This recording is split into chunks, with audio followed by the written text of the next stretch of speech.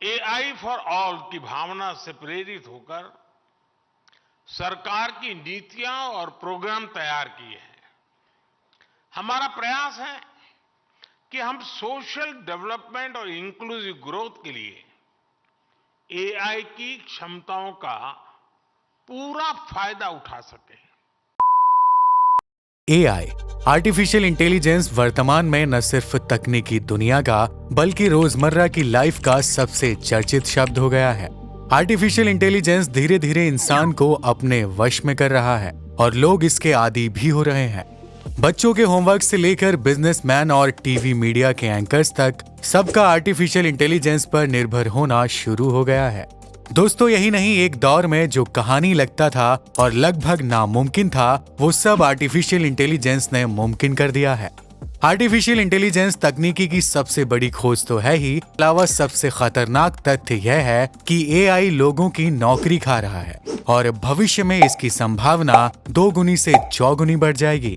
तो आज की इस वीडियो में हम जानेंगे कि आखिर कैसे और कब आर्टिफिशियल इंटेलिजेंस की शुरुआत हुई थी और इसका कौन सा नया अपडेट आया है और इसके कितने फायदे हैं और नुकसान हैं।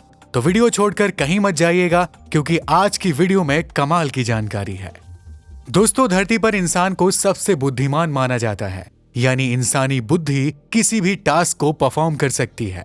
वहीं जब मशीन किसी इंसानी काम को इंसानों की तरह सोच समझकर करने लगे तो वह आर्टिफिशियल इंटेलिजेंस कहलाती है। जी हाँ, सीधे तौर पर कहा जाए तो यही है आर्टिफिशियल इंटेलिजेंस की परिभाषा, जिसे कोई बच्चा भी आसानी से समझ सकता है। मगर दोस्तों, यह बच्चों जितनी लाइट चीज नहीं है, इसके बहुत नुकसान भी हैं। अगर आप एंड्रॉयड स्मार्टफोन यूज करते हैं तो आपके फोन में गूगल असिस्टेंट भी होगा। गूगल अपने इस टूल को इतना एडवांस कर रहा है कि भविष्य में आप इसकी मदद से कई सारे जरूरी काम आसानी से कर पाएंगे। जैसे आपको किसी रेस्टोरेंट में टेबल बुक करना है या डॉक्टर से अपॉइंटमेंट लेनी है, तो आपको खुद बात करने की जरूरत नहीं है, ये आपको गूगल असिस्टेंट ही करा देगा। और जिस तकनीकी से ये सब संभव होगा वो है आर्टिफिशियल इंटेलिजेंस। चलिए शुरुआत करते हैं शुरू से कि आखिर कैसे और कब आर्टिफिशियल इंटेलिजेंस की शुरुआत हुई। दोस्तों, आर्टिफिशियल इंटेलिजेंस की शुरुआत साल 1956 में हुई। यह वही दौर था जब भारत स्वतंत्रता और बंटवारे के दंगों से उभरकर रेडियो को डेवलप कर रहा था। उधर दुनिया में इस समय पहला आर्टिफिशियल इंटेलिजेंस वाला रोबोट बन गया था। आपको बता दें, साल 1956 में जॉन मैकार्थी ने पहली बार एआई शब्द का इस्तेमाल किया। इससे पहले ये शब्द इतना प्रचलन में नहीं था। जॉन मैकार्थी लंबे टाइम से एआई पर काम कर रहे थे। उनका ऐसा मानना था कि हम एक ऐसी मशीन बना सकते हैं जो इंसान की तरह सोचे और काम भी करे।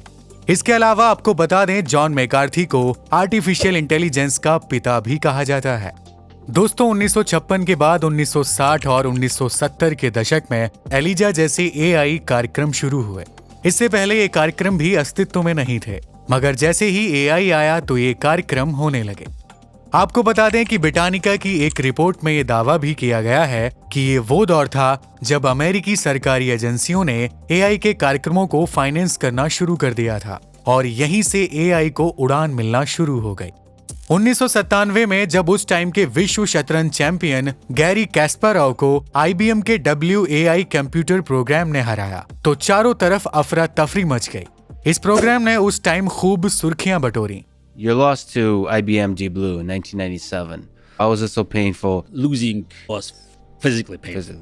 यह सब देखकर शोधकर्ताओं की आंखें खुली रह गईं और उन्होंने एआई को और भी ज्यादा सीरियस लेना शुरू कर दिया। फिर धीरे धीरे वक्त के साथ एआई खूब विकसित हुआ और अब स्थिति यह है कि रोजमर्रा की लाइफ से लेकर मेडिकल लाइन में भी आर्टिफिशियल इंटेलिजेंस का जमकर यूज हो रहा है। दोस्तों, आर्टिफिशियल इंटेलिजेंस यानी एआई को लेकर अचानक चर्चा तेज हो गई है। पिछले साल नवंबर में ओपन एआई के एआई चैटबॉट चैट जीपीटी के आते ही लोगों के बीच एआई शब्द काफी पॉपुलर हो गया है। अब टेक मार्केट से लेकर बिजनेस तक और रिसर्चर से लेकर कॉलेज स्टूडेंट तक हर कोई एआई और चैट जीपीटी की ही बातें कर रहे हैं। अधिकांश लोगों का मानना है कि यह अगली सफल टेक्नोलॉजी है। PwC के अनुसार एआई 2030 तक ग्लोबल अर्थव्यवस्था में $15.7 ट्रिलियन का योगदान दे सकता है। मगर दोस्तों, एआई के कुछ फायदे और नुकसान भी हैं, तो चलिए उन्हें समझते हैं। दोस्तों, एआई के फायदे और नुकसान में सबसे पहले नजर डालते हैं फायदों पर। एआई से तमाम फायदे हैं, जैसे आर्टिफिशियल इंटेलिजेंस टेक्निक से देश के मेडिकल सेक्टर को सबसे ज्यादा फायदा होने वाला है। इस टेक्निक से एक्सरे रीडिंग जैसे तमाम काम आसान हो जाएंगे। स्पोर्ट्स के क्षेत्र को भी आर्टिफिशियल इंटेलिजेंस की मदद से बहुत फायदा होगा। खिलाड़ी इस टेक्निक के जरिए अपनी परफॉर्मेंस पर नजर रख सकेंगे। इसके अलावा लोगों को इस टेक्निक से खेल को आसानी से समझने में सुविधा मिलेगी। आर्टिफिशियल इंटेलिजेंस से स्कूल और कॉलेज से लेकर कृषि के क्षेत्र से जुड़े लोगों को भी बहुत फायदा होगा। आइए अब नजर डालते हैं नुकसानों पर। तो आर्टिफिशियल इंटेलिजेंस के आने से सबसे ज्यादा बेरोजगारी बढ़ेगी, क्योंकि आने वाले वक्त में इंसानों की जगह मशीनों से काम कराया जाएगा। आर्टिफिशियल इंटेलिजेंस के आने से मानव जाति का अंत हो सकता है, क्योंकि रोबोट्स इस टेक्निक के जरिए अपने आप को विकसित करके खुद खतरनाक हथियार बना सकते हैं। इसे बॉलीवुड की एक फिल्म रोबोट में भी दर्शाया गया है, जिसमें रजनीकांत हीरो थे।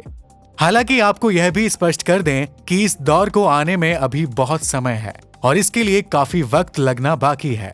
इसके अलावा प्राइवेसी का खतरा भी बढ़ सकता है, क्योंकि हम पूरी तरह मशीनों और चैट जीपीटी के आदी हो जाएंगे। ये एआई का ही नतीजा है कि सोशल मीडिया पर आजकल किसी का भी फेस लगाकर फेक वीडियो वायरल कर दिया जाता है, जिसका शिकार पॉपुलर एक्ट्रेस रश्मिका मंदाना भी हो चुकी हैं। दोस्तों, भारत जिस तरह से आने वाले 25 सालों में विकसित राष्ट्र बनने का लक्ष्य लेकर चल रहा है, उस नजरिए से टेक्नोलॉजी की भूमिका काफी बढ़ जाती है। ये हम सब जानते हैं कि दुनिया में जिस तरह से टेक इकोसिस्टम तैयार हो रहा है, उसमें आर्टिफिशियल इंटेलिजेंस की बेहद महत्वपूर्ण भूमिका रहने वाली है। प्रधानमंत्री श्री नरेंद्र मोदी ने भी इस बात को स्वीकार किया है। पीएम मोदी का मानना है कि भारत के टेक इकोसिस्टम का विस्तार करने में एआई की क्षमता अपार है। फ्रेंड, भारत में हमारा विकास मंत्र है सबका साथ सबका विकास। हमने एआई फॉर ऑल की भावना से प्रेरित होकर सरकार की नीतियां और प्रोग्राम तैयार किए हैं। हमारा प्रयास है कि हम सोशल डेवलपमेंट और इंक्लूसिव ग्रोथ के लिए एआई की क्षमताओं का पूरा फायदा उठा सके। भारत युवा आबादी वाला देश है और 21वीं सदी डिजिटल क्रांति की सदी है। मोदी सरकार ने इस दिशा में कई कदम बढ़ाए हैं। मोदी सरकार ने उद्योग जगत से आर्टिफिशियल इंटेलिजेंस के इस्तेमाल के लिए एक मॉडल बनाने में सहयोग की अपील की है और इसके अलावा एआई से जुड़े सभी सुरक्षा और प्राइवेसी नियमों को भी तैयार करने का आदेश दिया है। आपको बता दें, वित्त मंत्री निर्मला सीतारमण ने इस साल जब संसद में केंद्रीय बजट 2023-24 पेश किया तो एआई जैसी उभरती हुई टेक्निक के लिए कई विकास पहलुओं की भी घोषणा की, जो कि बताता है कि भारत सरकार एआई के उपयोग के लिए कितनी तैयार है और साथ ही लोगों की प्राइवेसी का भी कितना ख्याल रख रही है। तो दोस्तों, ये थी दुनिया के सबसे ज्यादा चर्चित शब्द एआई यानी आर्टिफिशियल इंटेलिजेंस की कहानी और भारत में इसके भविष्य की जानकारी। ऐसी ही इंफॉर्मेटिव वीडियोस के लिए सब्सक्राइब कीजिए हमारा चैनल और हाँ, बेल आइकन को भी प्रेस करना मत भूलिएगा। मिलते हैं अगली वीडियो में, तब तक के लिए आपका बहुत बहुत धन्यवाद। जय हिंद, जय भारत।